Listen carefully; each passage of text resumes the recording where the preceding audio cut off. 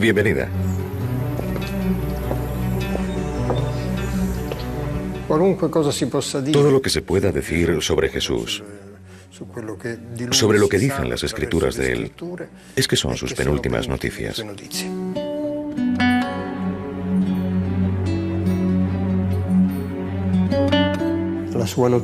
Su buena nueva está en el aire. El cristianismo espera su llegada. Nosotros estamos en la prórroga. Jesús de Nazaret. Este nombre encierra uno de los argumentos más controvertidos y fascinantes de la cultura occidental. Es el argumento sobre el que más libros se ha escrito. Una figura que ha dejado una huella tan indeleble que no se puede pensar en escribir la historia de la humanidad sin tener en cuenta su existencia.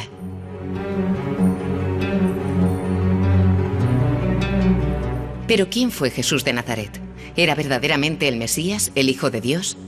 En todas las épocas de nuestra historia se ha intentado descifrar el enigma de Jesús. También hoy nosotros intentaremos descubrir algo más de este misterio.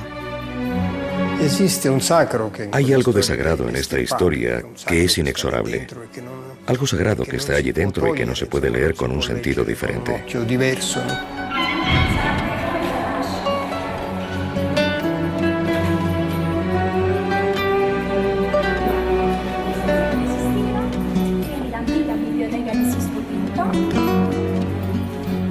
En la Biblioteca Vaticana se conservan algunos de los documentos más significativos de la antigüedad que han llegado hasta nuestros días. Códigos y papiros de valor inestimable que durante siglos han preservado el testimonio de Jesús de Nazaret.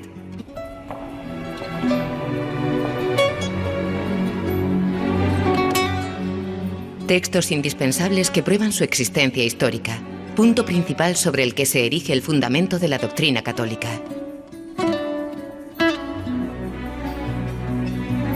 Documentos de valor extraordinario raramente accesibles al público, que han sacado para nosotros de los archivos de la Biblioteca Vaticana.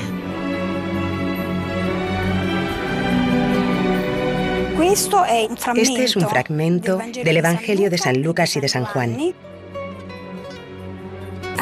En la quinta línea aparecen las primeras palabras del Padre Nuestro.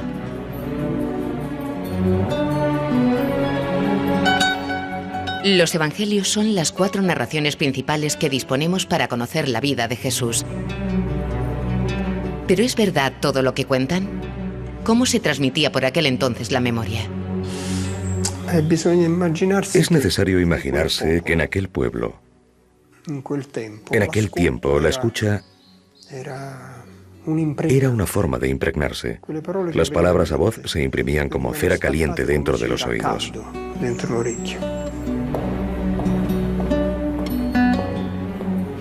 Este es el Códice B, siglo IV. Está escrito en griego y recoge el Nuevo y el Viejo Testamento. Son estos los textos con los que reconstruir la trama de una vida. La vida de Yoshua ben Yosef, judío, hijo de José, carpintero y herrero que hablaba en arameo. ¿Nació en Belén en un pesebre? ¿Quiénes eran sus hermanos y hermanas? ¿Cometió errores? ¿Qué hizo para ser considerado un revolucionario? Su historia se ha contado muchas veces y de maneras muy diferentes. Hoy queremos contarla desde otro ángulo, desde el punto de vista histórico. Tratando de reconstruir la historia del hombre llamado Jesús de Nazaret.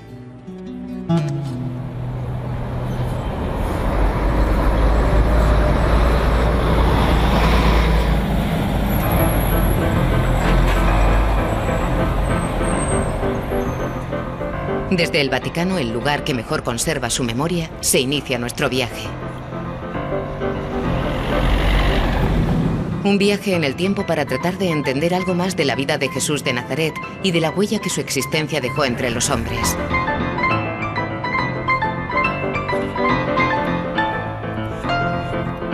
De la mano de los expertos más importantes en la materia, comenzamos esta investigación con una pregunta muy sencilla. ¿Qué quiere decir hoy hacer historia sobre Jesús de Nazaret? ¿Qué significa hablar del Jesús histórico?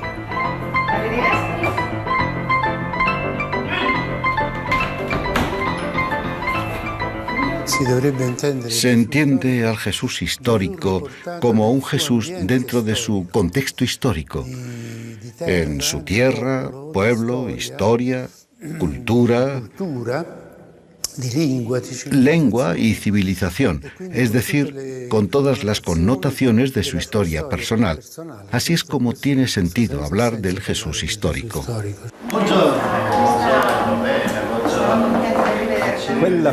Esa figura concreta que ha atravesado calles, ha hablado, se ha encontrado con personas, ha dejado una memoria histórica a través de los evangelios y que es también historia. Esta figura es Jesús de Nazaret y es una figura histórica concreta. El gran problema es el de la definición de criterios, científicos en este caso, que definan el rostro concreto según las coordenadas de la investigación historiográfica.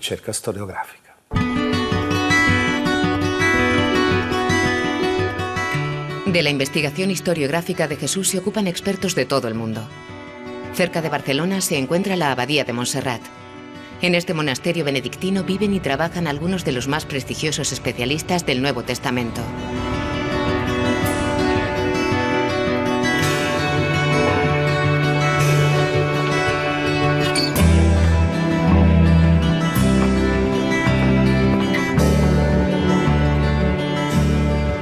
Hablar del Jesús histórico, en el fondo, es hablar del carácter distintivo de la fe cristiana, que no es una doctrina, no es solamente una teoría o una propuesta de vida, sino que es una persona.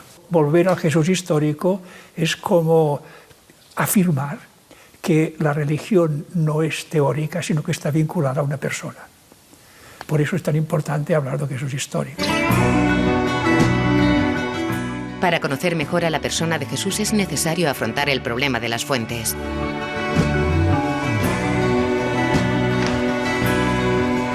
Los textos, a veces muy antiguos, son el único instrumento que tenemos para volver atrás en el tiempo y descubrir al hombre y su contexto.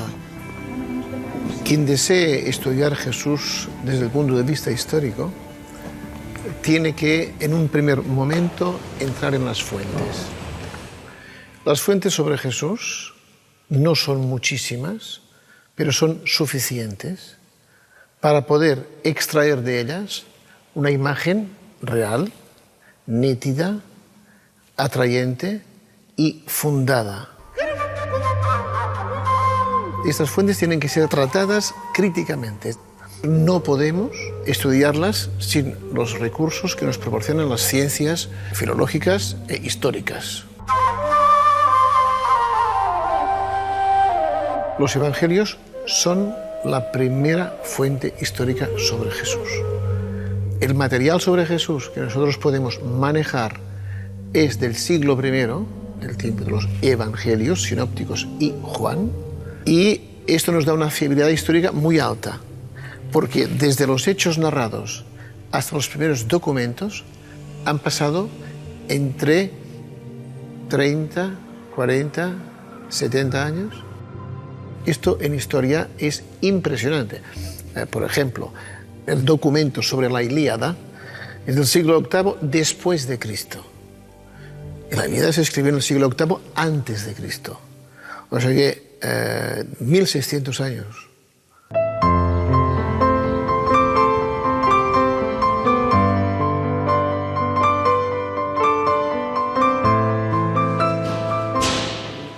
En la Abadía de Montserrat, los monjes custodian una extraordinaria colección de papiros antiguos encontrados en Egipto. Muchos de ellos provienen de un monasterio copto del siglo IV después de Cristo.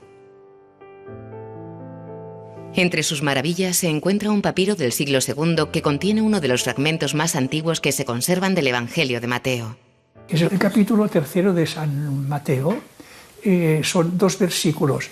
Cuenta el episodio de Mateo que habla con sus discípulos diciéndoles que no hablen de forma cualquiera, más de sí o no. Que el sí sea sí, que el no sea no. Sí. Junto con su hermano, que está en Oxford, son los 2 fragmentos de papiro más antiguos del Evangelio de San Mateo y de los evangelios en general.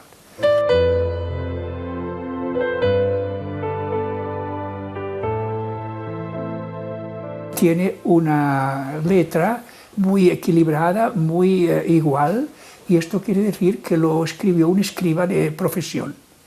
Esto quiere decir que los cristianos del siglo II, o un escriba se convirtió al cristianismo y lo hizo sin pagar, o pagaron a un escriba para que nos escribiera el Evangelio bien escrito. De manera que tenemos aquí no solamente el texto, sino el contexto de una comunidad.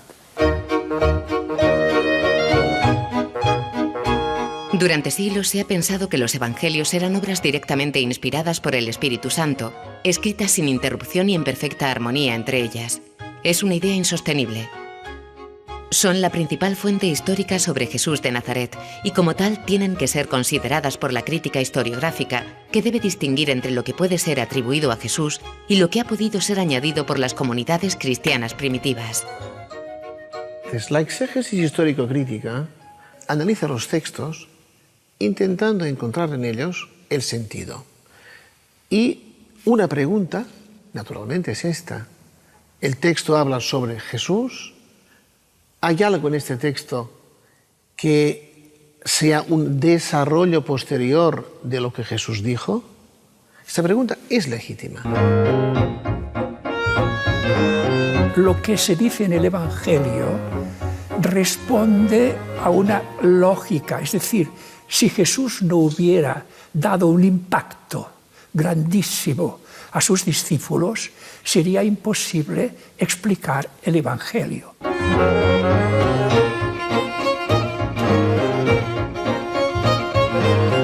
La fiabilidad de la tradición sobre Jesús es muy alta. ¿Por qué? Porque los que la transmitieron no deseaban falsificarla. Al contrario, cuando yo quiero transmitir algo que para mí es muy importante, ¿por qué tengo que cambiarlo?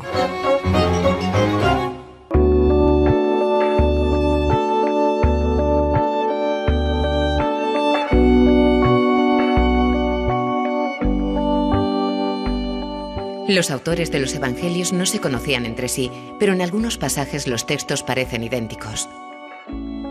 Para encontrar una explicación a esta afinidad, se ha elaborado una hipótesis que sostiene la existencia de una fuente anterior, de la que no existe prueba escrita, que se conoce como fuente Q. La fuente Q es una especie de hipótesis que nace de la confrontación entre el Evangelio de Mateo y el Evangelio de Lucas, que en muchos puntos concuerdan. Entonces dice, si son casi literalmente los dos idénticos, algo tendrían antes que les sirviera de fuente. Quelle, fuente en alemán, es una antología de frases significativas de Jesús, de motivos importantes que los evangelistas han usado y que se encuentran en los 4 evangelios. Jacob, el nacimiento de Jacob.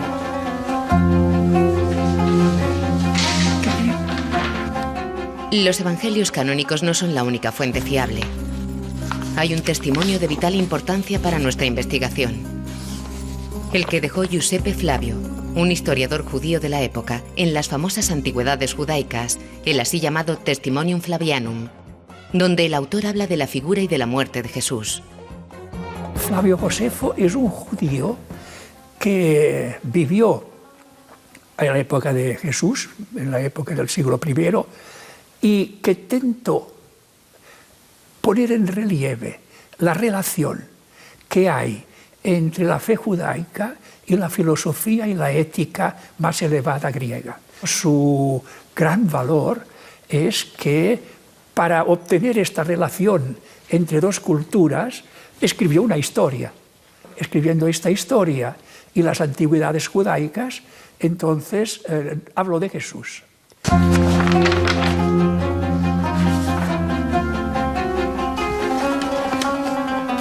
Fuit autem eisdem temporibus Iesus, sapiens vir. Existió en aquellos tiempos Jesús, un hombre sabio, pero no sé si podemos decirle hombre. Aquí no tenemos al Jesús de los evangelios. Es un Jesús visto desde el lado judío, desde un judío que no es un rabino. Es decir, no está mediatizado por una cierta oposición a Jesús. Y convirtió a muchos judíos y a muchos gentiles. Christus hic erat, era el Cristo. En el siglo I, en el judaísmo, se sabía y se reconocía que Jesús tenía un sobrenombre, Christos, Cristo. La fórmula Jesucristo no es una fórmula solo cristiana. Este llamado Christos, Mesías, es muy importante. Lo acusaron muchos de los principales de nuestro pueblo a Pilatos, el cual lo condenó a la cruz. Este texto es auténticamente de Flavio Josefo, o es una añadidura cristiana. Sobre lo que dice de Jesús es tan elevado que algunos han dicho esto no puede ser de Flavio Josefo. Esto es una filosofía, una opinión, pero el texto está allí.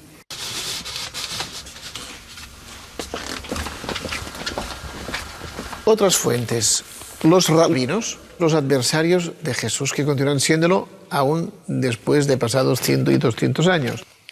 Los rabinos, es decir, el Talmud y la Mishnah no hablan mucho sobre Jesús. Hay una especie de silencio sobre Jesús en las fuentes judías, que es comprensible porque Jesús es una pregunta demasiado grande para el judaísmo. El problema de Jesús es este. Lo que él dijo e hizo, ¿venía de Dios o no?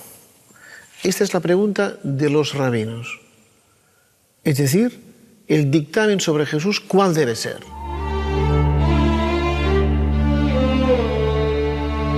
Y luego tenemos las fuentes romanas muy simples, Tácito, Suetonio y Plinio. Son tres fuentes que no dicen prácticamente nada sobre Jesús, pero hablan sobre él. Quien quiera afirmar que Jesús no existió, tiene que explicar por qué Tácito escribió esto, o Suetonio, o Plinio el joven.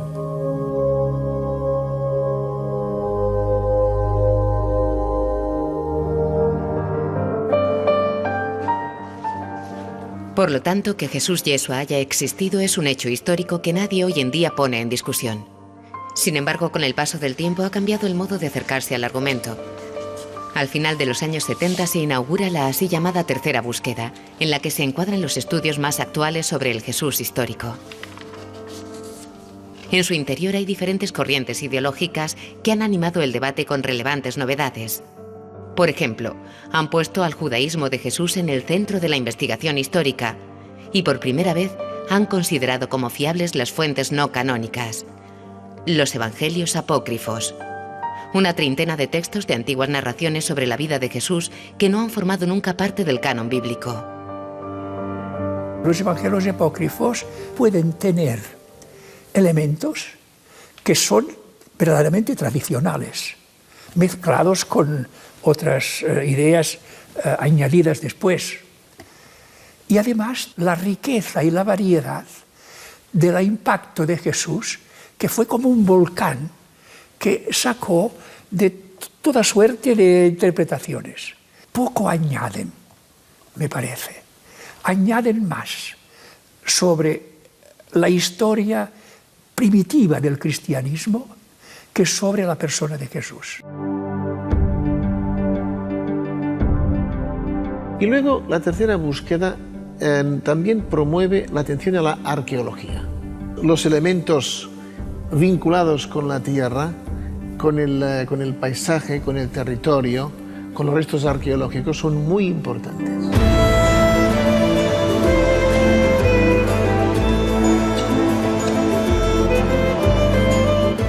Y en busca del paisaje y de los restos arqueológicos se inicia nuestro viaje en Tierra Santa, la tierra de Jesús.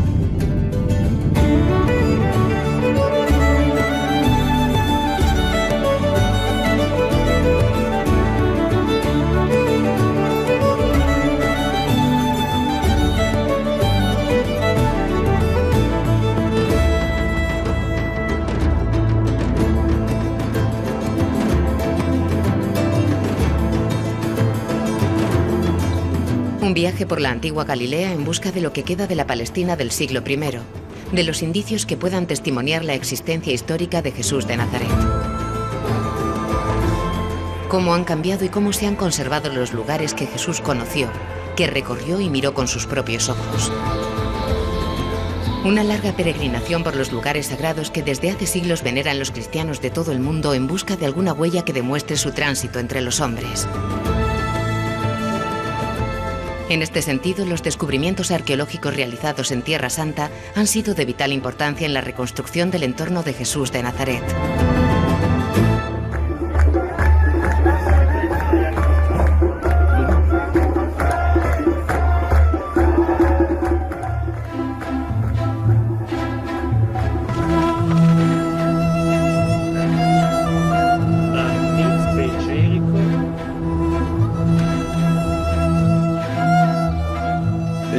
Ben-Gurion, el fundador de nuestro estado. Cerca de Jerusalén se encuentra uno de los más grandes arqueólogos israelíes vivos. Ha dedicado su vida a las excavaciones en Tierra Santa y hoy es el máximo experto del Santo Sepulcro. La realidad de la vida que se extrae de los evangelios y de algunos actos muestra que ellos sabían bien de qué hablaban. Y puedo decir que no hay duda alguna sobre la existencia de Jesús como una persona histórica.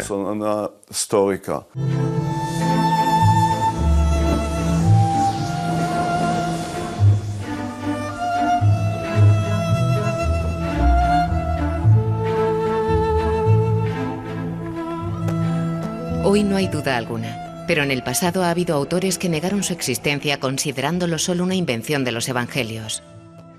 Por lo que concierne a los hallazgos arqueológicos, no existe ninguna prueba directa de su existencia. En el Museo Arqueológico de Israel se conservan algunos osarios de la época que contienen escrita la palabra Jesús, pero no son una prueba. Hay un osario que dice Jesús, hijo de José, y otro Judas, hijo de Jesús. Hay varios. Jesús era un nombre muy popular. Por eso no es extraño encontrarlo.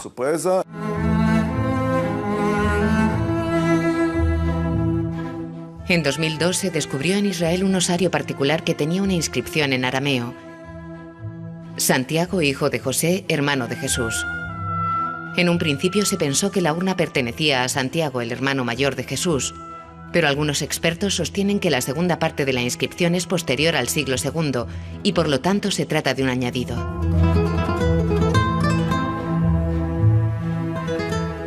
Habría sido esta la prueba más antigua de su existencia.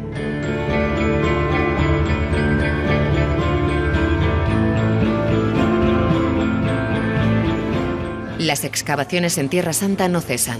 Todavía hay muchas preguntas que responder. En el convento de la Flagelación, sede del Studium Biblicum en Jerusalén, la congregación franciscana custodia en su museo hallazgos de estas excavaciones de enorme valor historiográfico. Por lo que respecta a Jesucristo, no se parte de la idea de encontrar cosas que sean testimonio directo de su persona. Como mucho, se trata de reconstruir su entorno.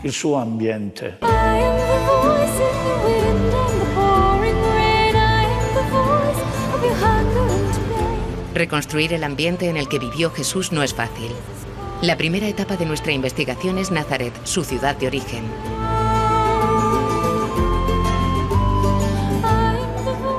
Aquí estaba su casa, donde vivió de niño. En las calles de esta aldea, en aquella época insignificante, Jesús se hace un hombre. Es necesario hacer un gran esfuerzo para retroceder en el tiempo e imaginarlo caminando entre las pocas piedras que han quedado de aquella época. De hecho, no está claro que sean estos los verdaderos lugares o si son lugares de culto impuestos por la tradición. En realidad, sobre el inicio de su vida no hay noticias ciertas, y muchos historiadores ponen en tela de juicio los testimonios que nos han llegado. Los evangelios cuentan poco, y las historias sobre su infancia están influidas por la fe de los evangelistas.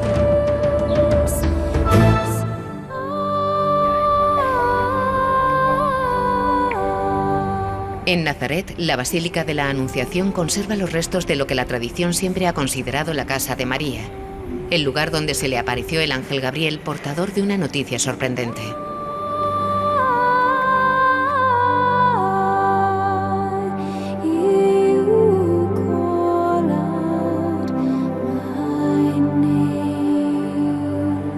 Los arqueólogos de la congregación franciscana han encontrado entre los hallazgos una inscripción con caracteres griegos que dice Aire María, probablemente del siglo IV, que confirmaría la autenticidad del lugar. El escrito más famoso, que data del siglo IV, presenta el nombre de María precedido por una abreviación interpretada como parte del saludo del ángel. Jaire quiere decir alégrate, oh María.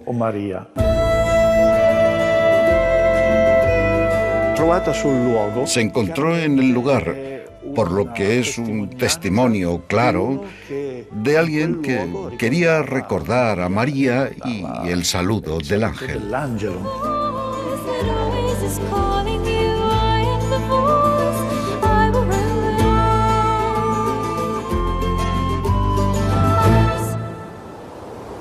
Sobre el nacimiento de Jesús, las noticias son verdaderamente escasas. Podemos estar seguros de que aconteció en el ámbito de una serie de circunstancias anómalas que lo hicieron especial. De hecho, históricamente, hay que tomar en consideración la excepcionalidad de su concepción. José está casado legalmente con María, pero no convive con ella, y por lo tanto va a estar un año por lo menos, según las leyes galileas, sin convivir con María, mientras María prepara el ajuar y prepara un poco todo. El problema del nacimiento de Jesús, ¿cuál es? Digámoslo con palabras fáciles, que es un nacimiento irregular. ¿Irregular por qué? Pues porque lo que sucede alrededor de este nacimiento es francamente insólito.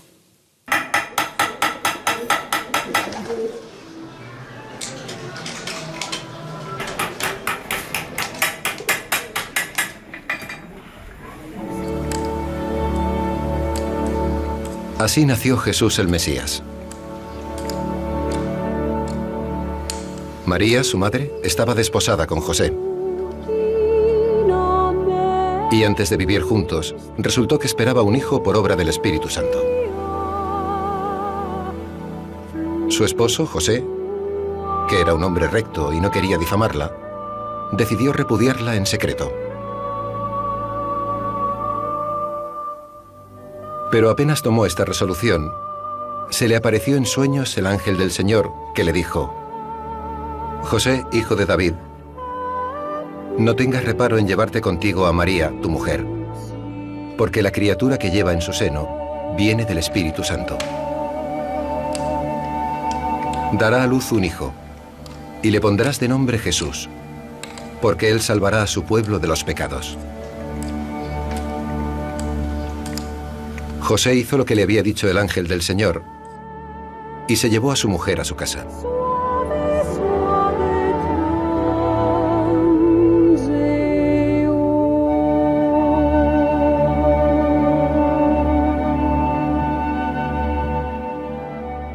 Es insólito que un hombre llamado José, después de decidir que abandona a la que es su esposa legítima y legal, María, este José, después de haber decidido esto, da marcha atrás y ahora vuelve a tomar a esta esposa y la acepta en su casa como su esposa legal. Mateo no habla de la anunciación a María, habla de la anunciación a José. No tengas miedo de acoger a María, porque ella pone a disposición de este niño lo que una madre puede poner, es decir, su cuerpo. Pero tú también tienes que poner a disposición del niño tu descendencia para hacerlo miembro de la casa de David, a la que tú perteneces.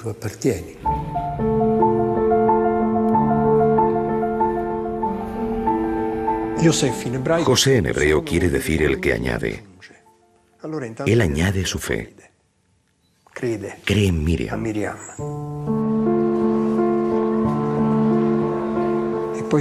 Además se añade como padre segundo de la extraña criatura que les ha llegado.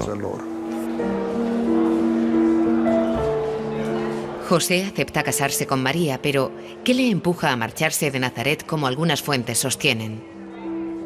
En aquel pequeño Nazaret todo son burlas, todo es malestar ante algo que nadie comprende.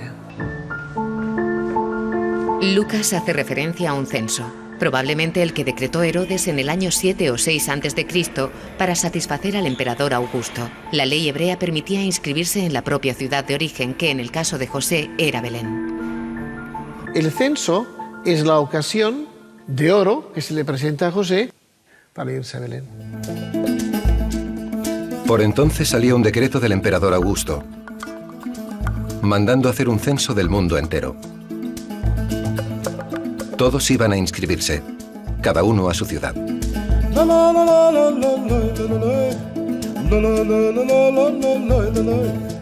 También José, que era de la estirpe y familia de David, subió desde la ciudad de Nazaret, en Galilea, a la ciudad de David, que se llama Belén, en Judea, para inscribirse con su esposa María, que estaba encinta.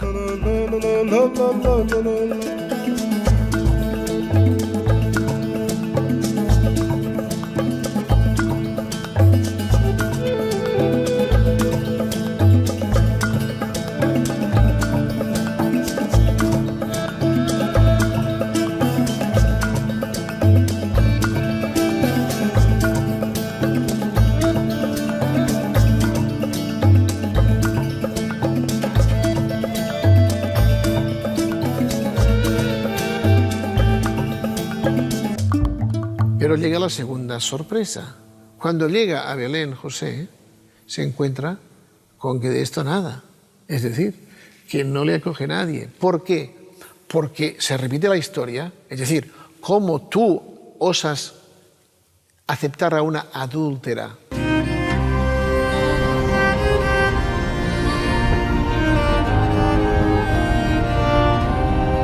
Lo que es cierto es que Jesús nace como un rechazado. Con seguridad Jesús nació en los tiempos de Herodes. Si Herodes muere en el año 4 a.C., no se puede situar su fecha de nacimiento después del año 7 o 6 a.C.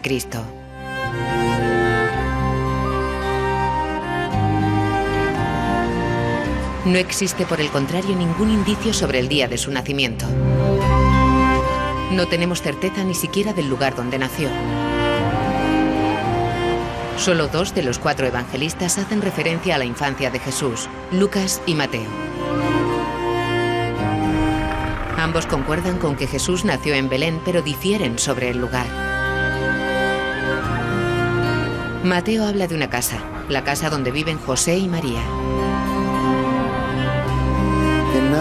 Nació en la ciudad de David, pero no en una gruta bajo el frío y el hielo, porque así no se trataba, según la hospitalidad oriental, sino más bien en el fondo de una casa tipo cueva, es decir, en un lugar más resguardado, más cálido, más adecuado para una primeriza que tiene que dar a luz.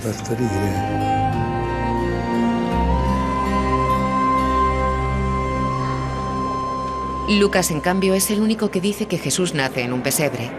No dice dónde está exactamente, pero esta referencia ha hecho que la tradición hable de un establo para animales. El lugar del pesebre se encuentra, según la tradición, en la Basílica de la Natividad.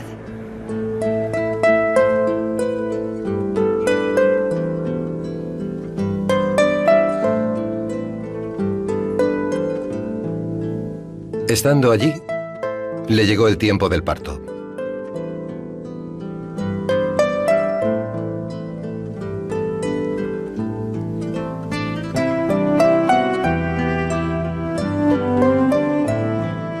Y dio a luz a su hijo primogénito.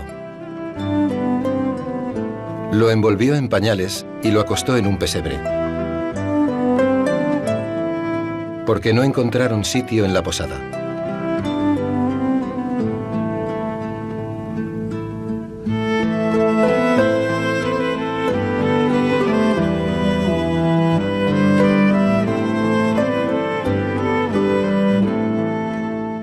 Finalmente, hay una antigua tradición que sostiene que Jesús en realidad nació en Nazaret y que la necesidad de que naciera en Belén serviría solo para justificar su descendencia davídica. En realidad, si miráis el Evangelio de Mateo, dice que cuando los magos llegaron a la casa de María y lo vieron al niño. Y esta casa no era Betlem, porque Betlem no encontraba lugar, estaban en Nazaret. Y Jesús ha sido Jesús de Nazaret.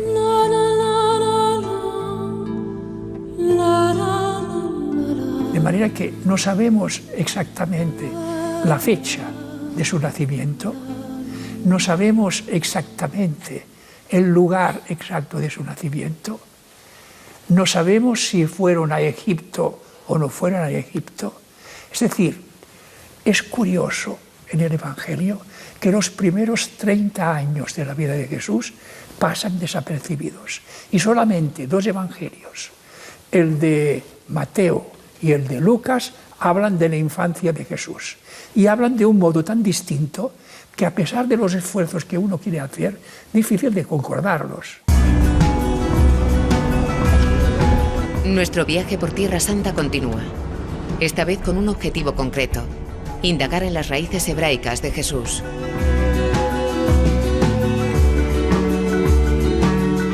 Jesús de Nazaret es, sobre todo y ante todo, un auténtico judío. Para los estudios de la tercera búsqueda, su hebraísmo es la clave principal para acceder a él y a su mensaje.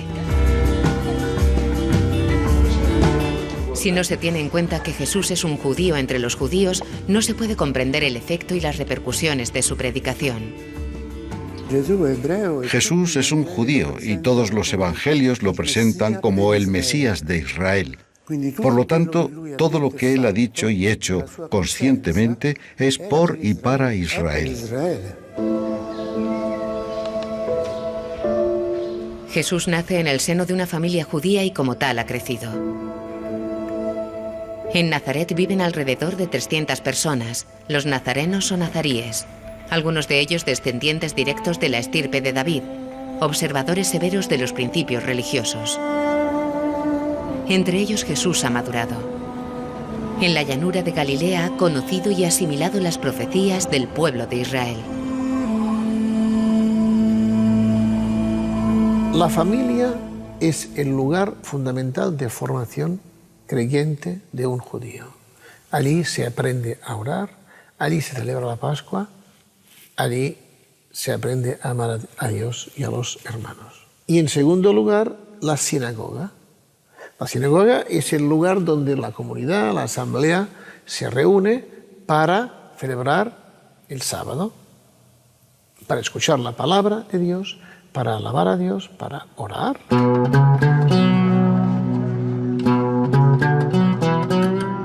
Como todas las familias judías, también la suya parece que ha sido una familia numerosa. El Evangelio de Marcos habla de 4 hermanos y de al menos 2 hermanas. Sobre el tipo de parentesco existen como mínimo 2 interpretaciones. En el Evangelio de Santiago se dice que José ya tenía hijos de un primer matrimonio. Eran como mínimo 4 más 2 hijas. Estos serían los hermanos, los hermanastros de Jesús. La segunda posibilidad es de San Jerónimo, es la que dice que estos hermanos de Jesús eran de hecho primos hermanos. Las 2 posibilidades son, digamos, plausibles.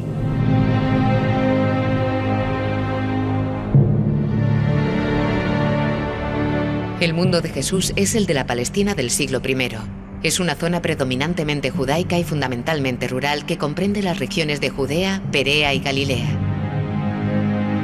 Es un momento histórico de crisis. Los romanos dominan políticamente el territorio y ejercen un férreo control a través de la figura de Herodes y de su familia.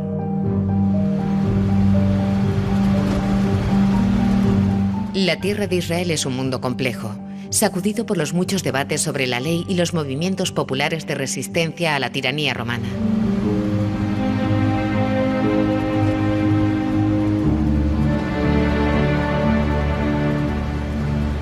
Desde el punto de vista religioso hay un gran fervor.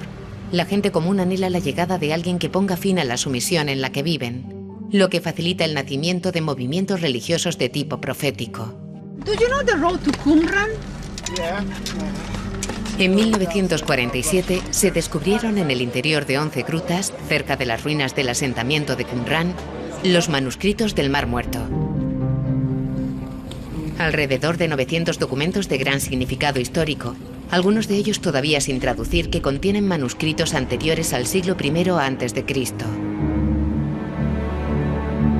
Gracias a este descubrimiento se sabe que los esenios eran un grupo muy crítico hacia los sacerdotes del templo, que decidieron alejarse de Jerusalén. Encerrados en su comunidad, esperan la llegada del Mesías. Los miembros de Qumran se separaron de esta estructura del templo de Jerusalén para fundar un culto, no de sacrificios, sino un culto espiritual.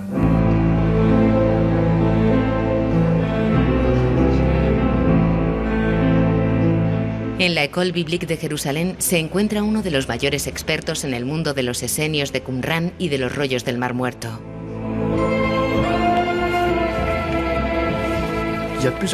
Existen algunos manuscritos que anuncian la llegada del Mesías, de dos Mesías, el hijo de David, que tiene que volver según las profecías de la Biblia, y luego la de un sacerdote que no podrá llegar a ser rey.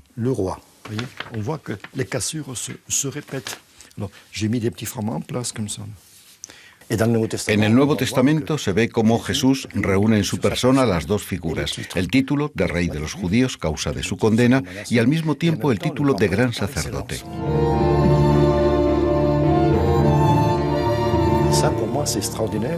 Para mí todo esto es extraordinario. Poder ver cómo estas profecías, escritas en textos palestinos de 2 siglos antes de Cristo, se cumplen a la perfección, es extraordinario.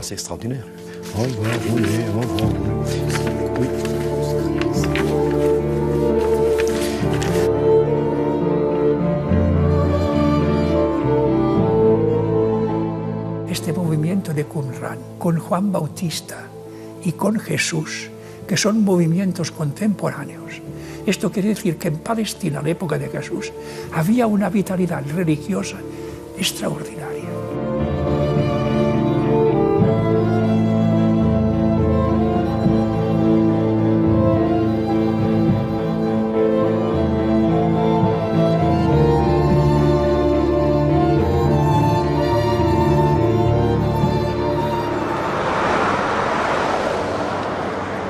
En este contexto de fervor religioso se encuentra la figura de Juan Bautista, un profeta que ha comenzado a bautizar en el Valle del Jordán, anunciando la llegada de alguien más fuerte que él.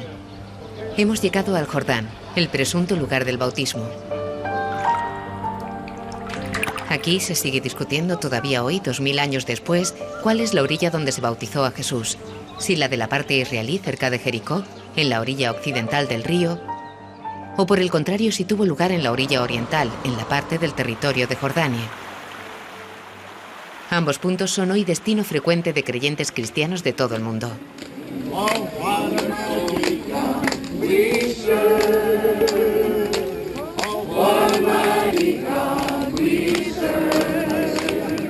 Las fuentes cristianas sugieren que el bautismo de Jesús tuvo lugar entre finales del año 27 y la primavera del año 28 después de Cristo, cuando Jesús tenía entre 33 y 35 años, aunque la tradición posterior prefiere la edad de 30 años. El encuentro con el Bautista marca el verdadero inicio de la historia de Jesús. Es el primer episodio que los 4 evangelistas testimonian directamente.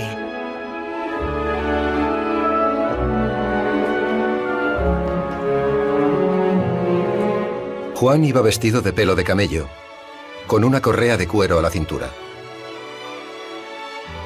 Predicaba de este modo: detrás de mí viene el que es más fuerte que yo, y yo no merezco ni agacharme para desatarle la correa de las sandalias. Yo os he bautizado con agua, él os bautizará con Espíritu Santo. Viene llamado el mentor de Jesús, el que en un cierto sentido lo conduce a la escena y luego se retira, Es casi el que le prepara la entrada en escena, el que lo siente, más allá de si son parientes o no, que habría que demostrarlo. Lo siente casi como el discípulo que llega, el que puede ser su verdadero sucesor.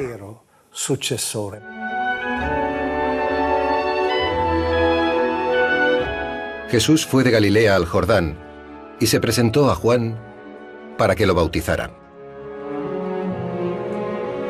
Juan intentaba disuadirlo, diciéndole: ¿Tú acudes a mí si soy yo quien necesito que tú me bautices? Jesús le contestó: déjalo ya, que así es como nos toca a nosotros cumplir todo lo que Dios quiera. Mateo parece dejar a entender que Juan sabía un poco quién era. En Marcos y en Lucas esto no aparece, ese texto no existe allá. Después hay otra tradición, la que dice que Jesús y Juan eran primos hermanos. Bueno, yo dejaría la puerta abierta, porque no veo que haya concordancias entre las fuentes. En todo caso, Jesús sabía quién era el Bautista. Esto es lo importante.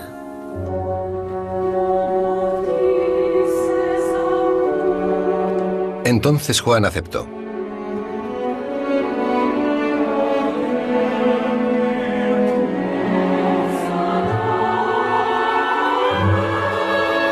Una vez bautizado, se abrió el cielo y vio al Espíritu de Dios bajar como una paloma y posarse sobre él.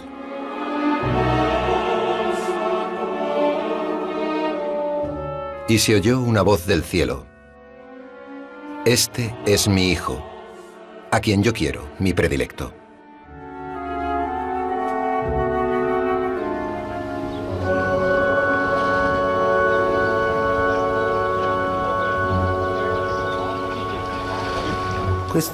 Esto permite a Jesús entender no solo que debe seguir adelante, que es el momento en el que el Padre lo invita a comenzar su misión, también le indica el modo en el que debe hacerlo, dando a conocer la salvación en el perdón de los pecados. Juan ejerce una gran fuerza de atracción hacia Jesús, y en el Jordán será su discípulo durante varios meses. Jesús sigue al Bautista durante algunos meses, según el Evangelio de Juan, que dice el que estaba contigo, por lo tanto lo siguió. A un cierto punto empezó él mismo a bautizar a sus discípulos y de algún modo se separó del Bautista, pero siempre respetándolo como el precursor del movimiento que él debía llevar a cabo.